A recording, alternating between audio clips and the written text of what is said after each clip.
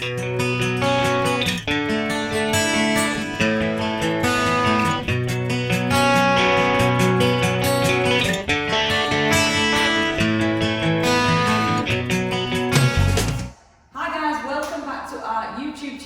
might be able to tell by the sound and the vision behind the camera that we're in a completely different place and something very exciting today, because we've decided we're going to bring you to Phil's gym. This is Phil, another Phil, two Phils. I mean, anyway, we're in Phil's gym, Viking Gym, and it's a Strongman Gym, Viking Strength Gym, sorry.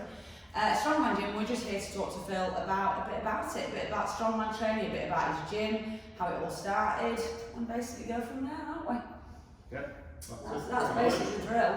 So yeah, something a bit different. Hopefully you enjoy it, and if it's similar, if you do enjoy it, let us know. We might be able to find other gyms that we can go and pounce on and look around. Yeah, if they let us in, exactly. Phil was friendly enough to open up gym a bit early. Yeah, so luckily we come early doors. Yeah, and we know Phil. Obviously, we used to all work together, so we all knew each other before. So yeah, that's basically it. Get started, shall we? Yeah, let's really. We've got questions. You're the man of the moment, so you might as well tell us a little bit about yourself. So my name's Phil. I started in the fitness industry at 16. Started working at a few local gyms. Did that for a few years.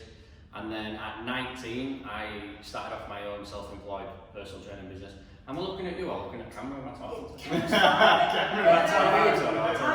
going to whatever's comfortable for you, it doesn't matter. Well, you were young to start then, gosh. Yeah, 16, so that's, you're talking 10 years now that I've been sort of fitness. And to be self-employed at 19 is a big thing. I don't think I could have done it. Well, I was employed at the time, and then I got given an opportunity to start my own business. Yeah. And I was obviously living at home, didn't really have many outgoings, so I thought if I'm going to do it, I may as well. So I'll go for it now, and then I spent about 5-6 years at a commercial gym in Wakefield, which was great. I was able to build a business, get a lot of experience, build a client base. And then last year, so April 2019, me and my brother, we created Viking Strength, and we opened the gym in April, and we've been here since. And it's great, love it. Good. Shame we couldn't have Shaun. Shame we couldn't have him here because they look similar, don't they? Are you kidding me? We won't be able to get us all in blend. Well, this is it. Like, there's a definite Shaun's like the same size as him, slightly smaller beard, and just like you can tell the brothers. Slightly lighter colour beard. They're like sort of twins, but not. Equally as intimidating. So I guess for those people out there watching who haven't got a clue what Strongman Training is, literally haven't got a clue, they probably might think it's powerlifting, but just give us a sort of basic, what is Strongman Training? Well, Strongman's a sport. It's performed by athletes who will enter a competition. Each competition may have 5 or 6 events, and the events will differ massively from deadlifting events to squatting events. You've got moving events such as a yoke or farmers. You've got carrying events, medleys. You've got different implements to lift, and they can differ massively from competition to competition. So Strongman Training is basically being good at those events and peaking for a competition to be as sort of in the best sort of position you can be for that day. It's not just about being strong. It's not just doing like 1 rep maxes or lifting the most weight possible. It's you've got moving events. You've got to be fit. You've got to be able to carry heavy objects over certain distances. You've got to be able to sprint back and pick up the next implement and stuff like that. Yeah, so you have to be fit. So it's a bit of everything's involved, to be fair. There's strength, there's endurance, there's agility. Yeah, so you've got to be cardio fit as well, really, not just almost strong. like CrossFit, but really strong. It is! Oh. No, it's not. No, it's not. CrossFit's effectively a combination of weightlifting, strongman, powerlifting, and then all just combined sort of into one. What is it that drew you to strongman? It were powerlifting initially that I first got into. I had a client who wanted to compete in powerlifting, helped her train for it, went to one of her competitions, sort of looked around and thought, this is quality, this is sort of sport for me. Started getting into that myself, and then that drew me closer to strongman and Olympic weightlifting.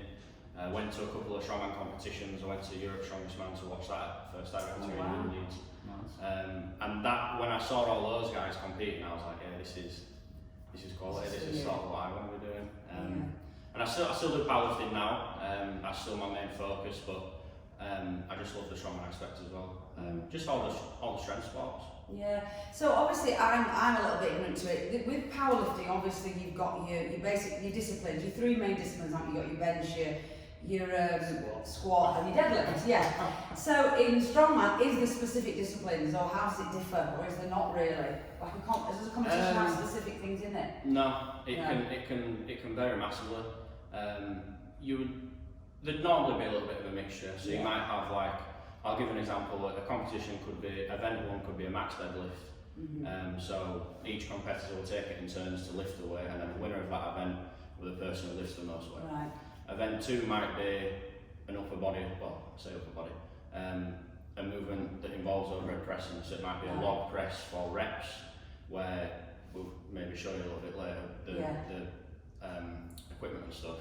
But that will be from the floor to overhead with the log, and that might be the winner who gets the most reps and least. So will they give you like a given weight and you've got to go in? Yeah. So there's different weight classes and different levels of athletes. You might have, like, a lot of strongman competitions. You have first timers competitions where you can only enter if it's your first ever competition, and then the next step up from that is novice, where you can enter if you class yourself as a novice.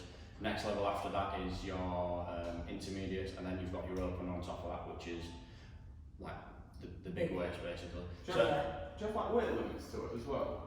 Oh, yeah. There are weight classes. It's a bit of a weird one in strongman. Under 105 is sort of under 105 kilos in the male category, and then anything above that is classed as open, which it differs massively to like powerlifting, because in powerlifting you've got in some federations you've got 120 being over 120 kilos being your open, in others you've got 140 or 145. And then in strongman, where the guys are really, really, really big, if you weigh 106 kilos, you can find yourself competing against people at like 150, 160 kilograms, which is a big difference. 105 kilos is a pretty big bloke as well. It is to say that's the lower. Currently about 106 and a half. So it is big. Yeah. So people are, it's that mainstream. 150, yeah. Okay, yeah. But yeah, so the events can They differ a lot. Can differ massively, yeah. And then we'll normally have a moving event, so like Yoke or finals, and then medleys as well, which you might have different implements, so maybe a sandbag, a keg, a dumbbell, and an oddly shaped rock. Someone's just found. Someone's Someone's just found, oh, this will work, this will do. And then you've got to pick it up, run with it, put it down maybe on a platform, run back, pick up your next one. So kind of like doing. And we all see the classic, the pulling logs. Pulling, arm around stuff. I mean, they're obviously like the playing things, obviously like really advanced, like world strongman stuff. So how does the training differ then compared to like bodybuilding or powerlifting? Because it seems like you've got to be so good at like different things. How do you train for that? So kind of like bodybuilding, you've got like your off season and then you've got your prep for a comp effectively. Is there a season, part of the year? Yeah, kind of. Like a lot of the strongman competitions will be a certain amount, certain few months throughout, like the summer, for example. Oh, okay. And you won't really find too many through the winter. No. For like amateur level anyway. So yeah, in the off season, you're just looking to be strong. You're just looking to have a decent base. So you're looking to have a strong deadlift. You're looking to have a strong squat, a strong overhead. It doesn't have to be anything too specific at that moment in time, just as long as you can move well and you can get a decent weight up. And then when the competitions come round, your events are released, you enter the competition that you fancy doing, and then you know your events. So then you know the events like, quite a bit ahead of time. Yeah, so like maybe 16 or 12 weeks leading up to competition, you can tailor your training more specifically to what you need to do.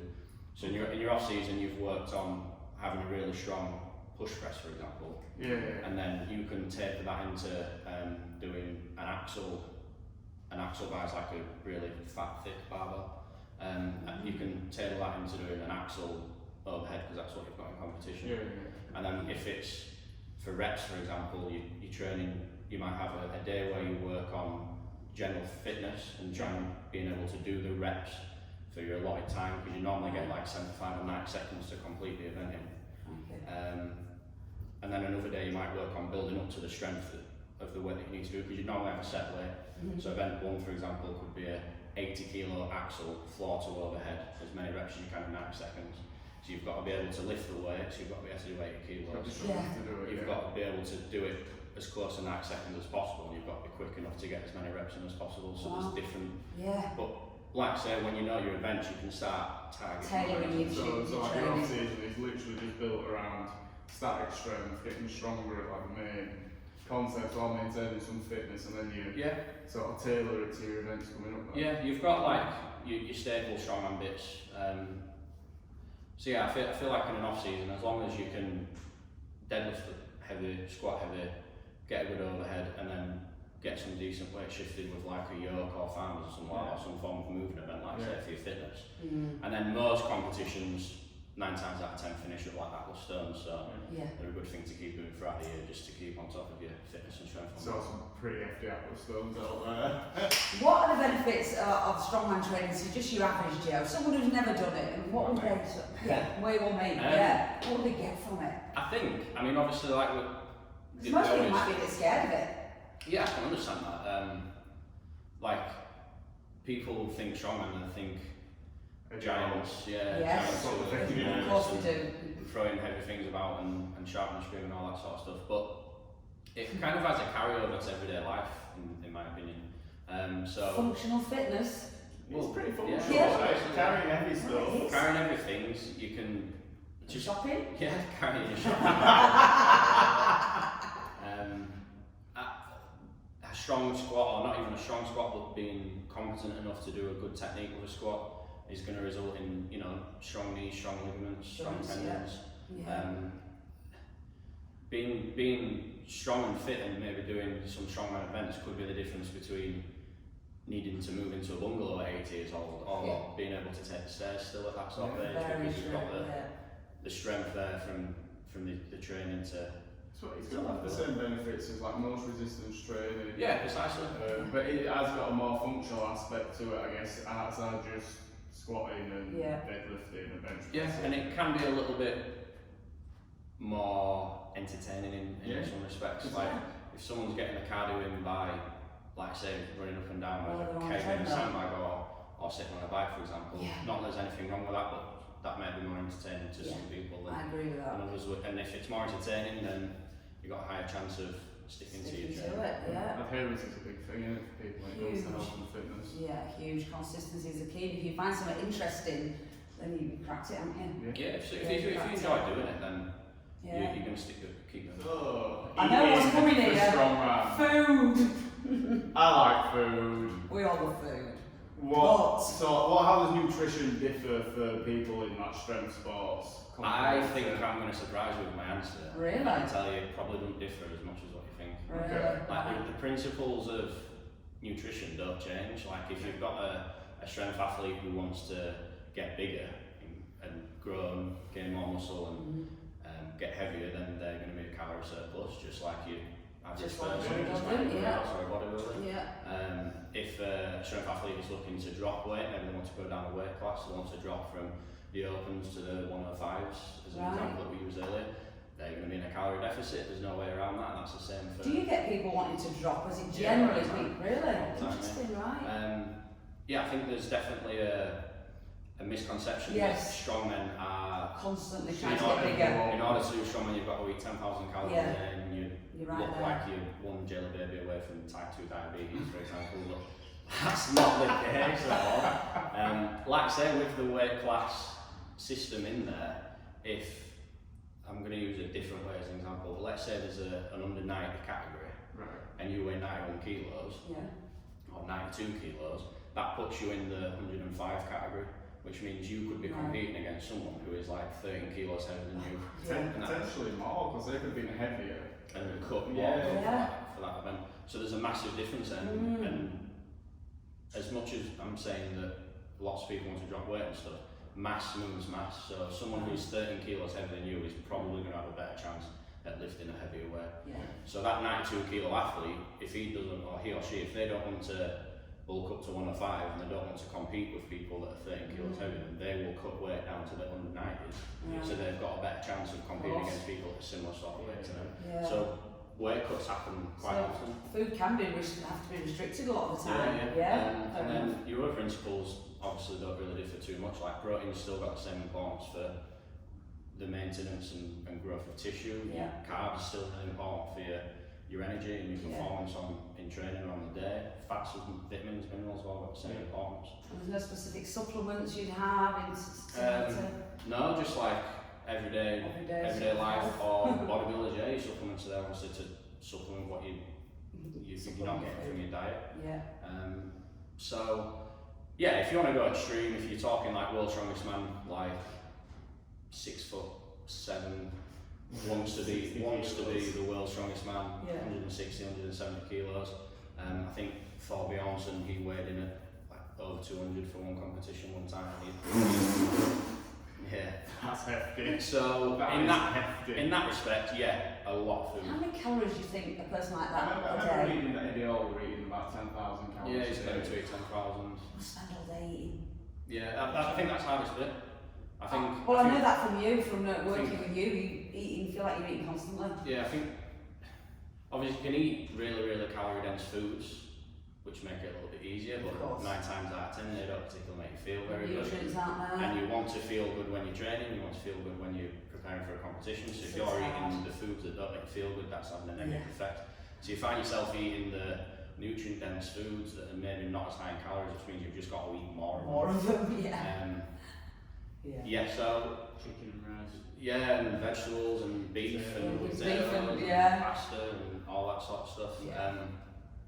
In an extreme case, like I say, if you want to be the world's strongest man and you're competing against these people who are 108, 190 kilos and you weigh 120, then you're going to eat a lot of food. You're going to eat an insane amount of food.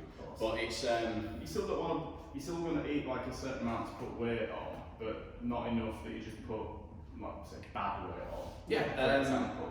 Like again, another sort of misconception. I think a lot of people think that strongmen are naturally like over fat, not to sound like nasty from that, but carry excessive amounts of body fat. But again, that's not necessarily the case with a lot of people. Like fat doesn't contract, fat doesn't help you lift the weight, and it slows you down when you're moving events because it makes you heavier, it makes you less agile. So there's probably quite a big bodybuilding element to the physique of a strongman, with the food that they eat and then the accessories that they do. They need to build lean muscle, they need more muscle. The more muscle they have, the higher potential of being stronger. It doesn't differ as much as what you think. Obviously, if you had a bodybuilder who weighed 120 kilos and he wanted to put weight on his off season, his diet probably wouldn't differ too much from a 120 kilo strongman looking to put weight. That's interesting to know, So it's not as fun as what you think. No. Just eat cheesecake. Well, no, I was just going to ask. I was hoping to get a job away from diabetes. What about women? Do they do women's events now then? Strongman's really big for females now. Is that quite a recent thing, or has that always been the case? It's always been the case, but as the sport strongman's growing, like the female side's growing as well. Start to see it more on telly maybe. Hopefully. Really yet, but maybe. It's one of those. The only one you just start to get on telly is Europe and World's Strongest Man stuff. But the lightweight classes don't really get televised, and the female stuff don't really get televised. But it's starting to now because of live streaming and the ability to be able to just log in to YouTube or whatever, and then people are streaming it live for you, and that's becoming like a TV show in itself. You can sit down and you can watch all women compete with World's Strongest Women and stuff like that are in America and all that sort of stuff. And again, same concept. You've got weight classes, so you'll only compete against people with a similar sort of body weight to yourself. The events don't change. Obviously, they're just the weights that are lifted are selected for the audience effectively. So if you're doing a World's Strongest Man event, you're going to have your really heavy stuff. If you're doing your first timers, it's going to be much lighter. Of course. Then people can enter what suits them best. Yeah, that makes sense. I think the next thing we're gonna have a bit of a look around at some of the stuff, aren't we? Yeah, someone's going to have a go on something. Oh, why not? You've got some tasty bruises on your arm actually, which Oh, makes me a bit concerned. It is a bit, yeah. I'm upper bicep. I did apple stones the other day, so I'm a wow. bit covered in. Oh, actually, yeah, I was going to ask you. Are you from Viking Strength? Are you doing strongman competitions from here now? Yeah, we've hosted a max deadlift competition last year and a powerlifting competition last year. Yeah. We had a strongman competition event set for this year, and then everything going on sort of messed that up for us. But we've still got the powerlifting competition going ahead in October, and then the max deadlift competition going ahead in December. And the idea is that we're going to make it an annual thing, so every April is going to be a powerlifting comp, every August strongman, and then every December a max deadlift. That's cool. Oh, so, if you've got like links to the events and stuff already on your Facebook, I'll have to put it in the. Yeah, cool. We've put all like the results and stuff on a website, so we've managed to be able to create like competition records and stuff, and then people can try and beat the records each year. And that's cool. Like that. Yeah, we'll definitely put a link to it. Yeah, one thing we did mention at the start, the gym, obviously it's obvious to us, but maybe not to be watching. It's in Ossett, which is near Wakefield. Yeah. Basically. Classed as Wakefield. So we're gonna have a bit of a look round, I think, aren't we? Yeah, Phil's going to take us through a few of your events, different ones. Have a look at the Atlas Stones. Definitely. Yoke, kegs. There's an absolutely huge dumbbell over there in the corner. Oh, wow. And maybe the log pressing, you mentioned it. Cool, yeah. Let's do it. Alright, let's go. Let's go have a look round.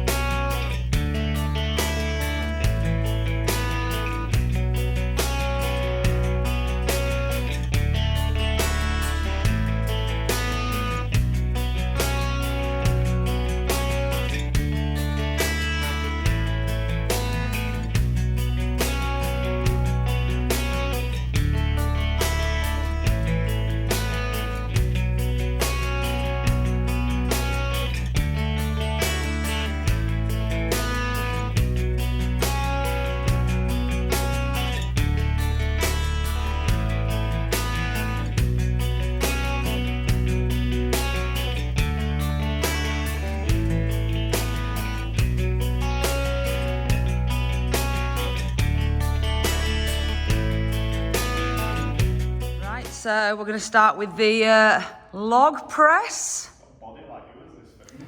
So I think we've got Phil who's volunteered to actually do it. Volunteer. I mean, you can volunteer to do it.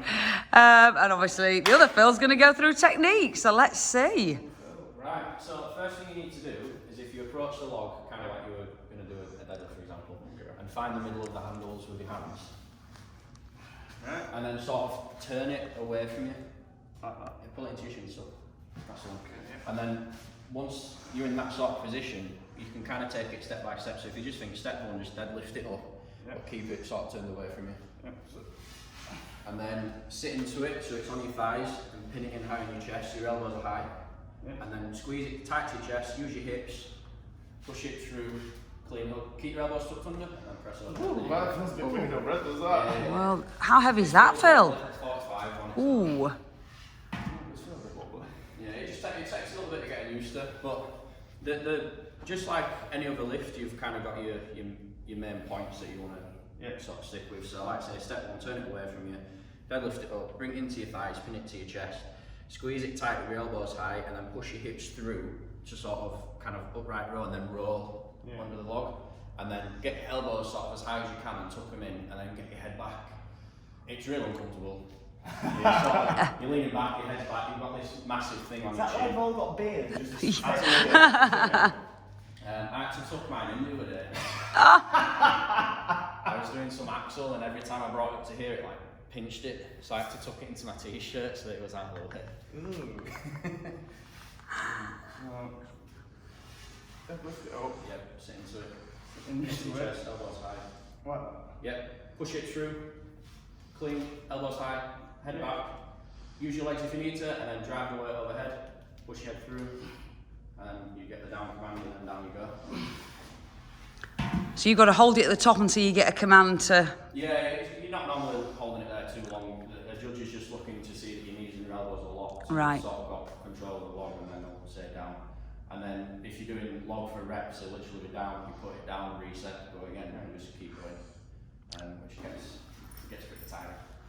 Right, next event is the yoke, and we're not talking about eggs. We are talking about this piece of equipment Phil is now hovering around. So obviously we've adjusted the height, haven't we, so it fits, so that when you lift it, it's about... These things to adjust for some of us. We had a bit of a problem with that. Some of us made it tighter and tighter and tighter. Yes, till we got the lefty loosey, righty tighty thing. Left and right. How bad is that? So yes, we've adjusted it so that when you lift it, it's just about an inch off the floor. That's the deal, isn't it? Right. So. Squat, you want to be finding a comfortable part on your back. It doesn't want to be too high because it's literally going to be on the neck of it being quite a fat bar, and too low, it's just going to slip off your back. Okay. So you'll have to find a sort of comfortable position, and then you're right with your hands. Hands want to be sort of even a bit lower if you can. Okay. And then once you find the comfortable spot on your back, pinch your elbows in just like you were doing a squat to keep your shoulder blades tight and create that cushioning on your back. Okay. And then just stand up with it to start with, get a feel for it, and then feel alright? Yeah, my chest is a bit tight actually. And then the idea is that we move these as quickly as we can do. So baby sets to start with. Oh. Yeah, we'll swing Oh, okay, so you do it. Probably shouldn't look at my feet either. And then if you put that down, and then you spin round, reset yourself and go again. This time with your hands, sort of, obviously you're keeping your shoulder blades tight, your elbows high. Kind of guide it forward a little bit with your hands, you know, to create a little bit of momentum, and it'll stop it swinging about because you're moving the yoke with your feet, and then you try to get quicker. Try run. There you go. Oh crikey, you got to run with it.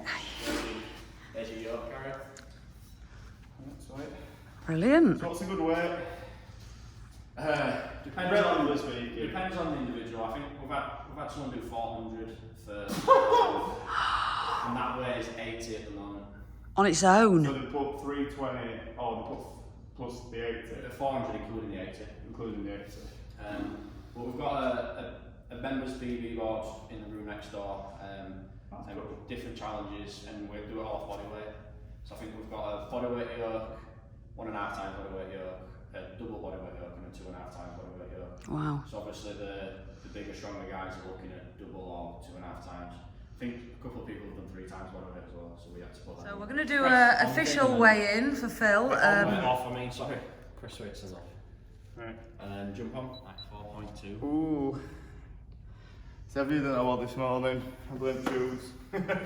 Every band is a bit easier. So what does that mean you're putting on? You're literally going to... It's like 190. 188.4 technically. Do 190. Ooh, he's going for 190. Okay, so this is Phil's 2 times body weight run. Are we ready? No. Go on, Phil. Brace, breathe, baby steps, stay with it, stay focused. Down you go, quick turn, right under, get that back tight. That's it. Keep breathing, keep breathing, keep breathing. Finish it then. Well done, dude. How do you feel? Out of breath. That did look hard. Okay, so final event for Phil on his strongman competition is the classic Atlas Stone. So, take it away, guys. So yeah, we've got tons of options. Could be worse. Some heavy stones there.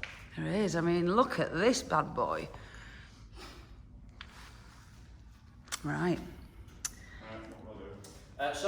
We're going to do a 50 kilogram stone onto a 120 centimetre high platform, just as a single sort of load.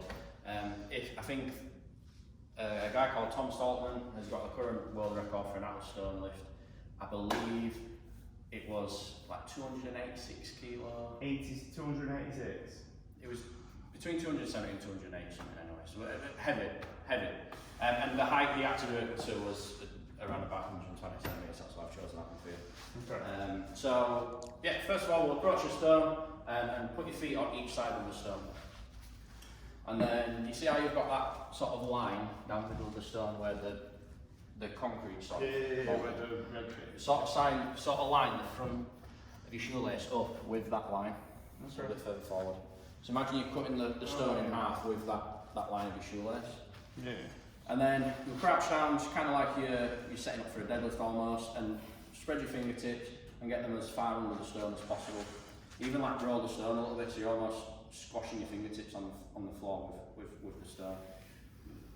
And then arms stay as straight as possible. Yep. Take a deep breath and sort of deadlift the stone up and bring it up onto your lap to start with. Okay.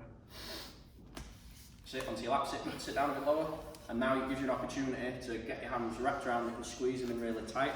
Okay. Take a really big deep breath and then imagine you're doing a front squat, driving your hips through at the top, get your elbows high and then place it onto the platform. I think I'm going to trouble you. Deep breath. Cleared it easily, hold on. And no gas was passed. It's also really satisfying. Easy enough? Yeah, we're alright with that. Do it again or do 60? I'll try 60.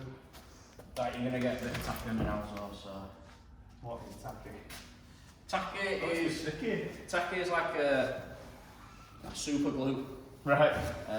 Comes in little tubs, you scoop it out, it's really sticky, you put it on your hands, on your forearms.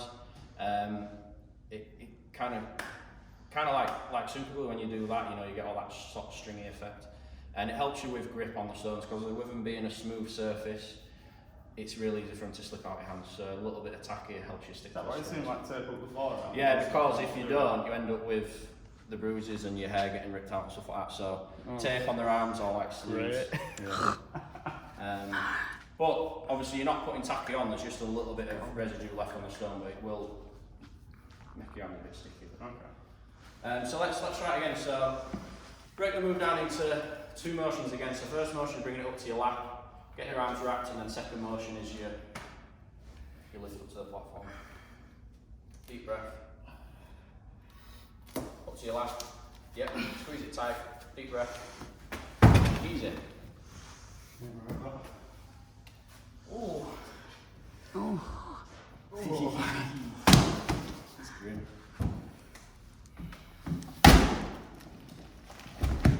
75? Yeah. 75.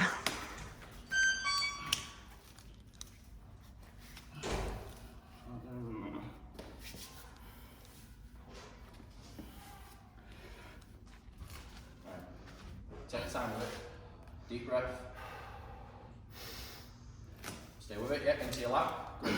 Squeeze it tight, pin it to your chest. Get those hips through, there you go. Steady that. You have no hair left on your arms. So look at your arms. It is stickier than what you think. Yeah, they've gone a bit red. They got a bit red. Not too bad. Leave it there or do 100? Yeah, I'll just try 100. Come on. So, 100 kilos. Should be really patient off the floor because it'll feel quite slow. Yeah. Just stay with it.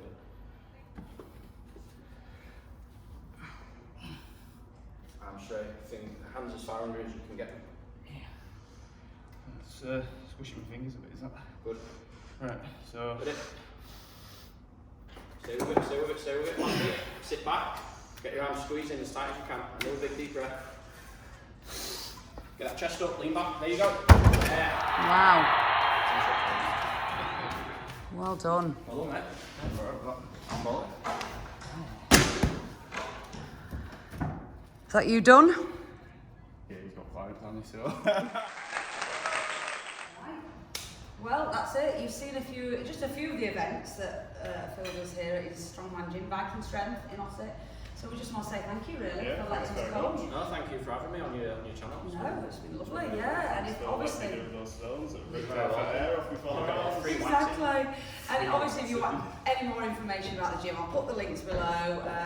Yeah, get in touch. I'll put Phil's socials as well, so you can get in touch with him and want any more information. Yeah, Viking Strength Gym for all the social media stuff, Instagram and Facebook. If you want to get into a competition or come train it, you know where he is. It's fun, but I enjoy doing what we did today. Yeah, it's a bit different, isn't it? Yeah, quite a bit different, yeah. So, thank you again to Phil, and we'll leave it there for today. Thanks for having me, thank you. Cheers. Cheers, well done. See you later.